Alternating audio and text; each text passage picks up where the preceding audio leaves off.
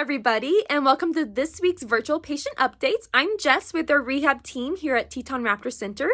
You may notice this week that I'm not in our clinic like I usually am, as I am under quarantine, so this is your quarantine edition, but I'm doing well so far, and I'm still happy to talk to you guys about our patients and what's going on this week in our rehab clinic. So let's just get going.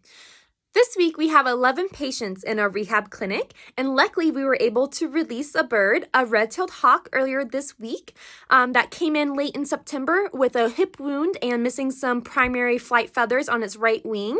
Luckily, the wound was able to heal really well. We were able to imp the broken feathers, and the bird passes flight tests and live prey tests, and was released by Wyoming Game and Fish and our Raptor Rescue Network volunteer who transported the bird up to us originally when it was found injured, which is really great. And he flew off apparently really well. We also are flight training 3 great horned owls at the moment. Great horned owl 1018B that came in emaciated, really skinny, but no other injuries. He is starting his flight training this weekend. He has gained a lot of good weight and he has a really good keel score, so he's ready to fly, and hopefully he can be released soon. We're also flight training Great Horn 1011 that came in with some internal parasites. Luckily, his last fecal test came back negative, and he has improved his flight training since that negative test result, but still needs to improve on his landing, so we're going to keep at it for a while. And lastly, we're flight training Great Horn 829, which came in with a minor metacarpal fracture in the left wrist. Luckily, that has healed, but it did heal a little asymmetric to the right wrist. And so far, we haven't seen much improvement in his flight training and his symmetry and his noise level, but we're hopeful that if we keep at it, he'll improve in those regards. We also have our great gray owl that has a pin in its right ulna from a car strike. We're hoping to remove that pin this week at Jackson Animal Hospital.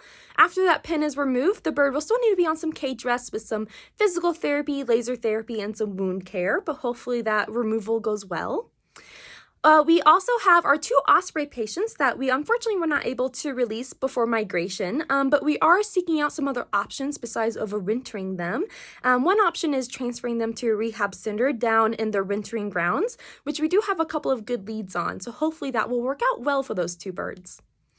And then lastly, we have our 2 birds that are going to be transferred to education programs, our American Kestrel and Northern Saw-Whet Owl. And we're still working out just some of the logistics, flights and paperwork for those 2 birds. But in the meantime, they're doing really well, starting some of their training to get them used to be around humans and whatnot.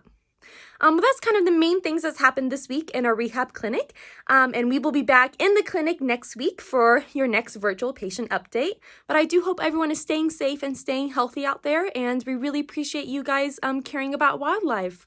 Anyways, have a good week. Thank you.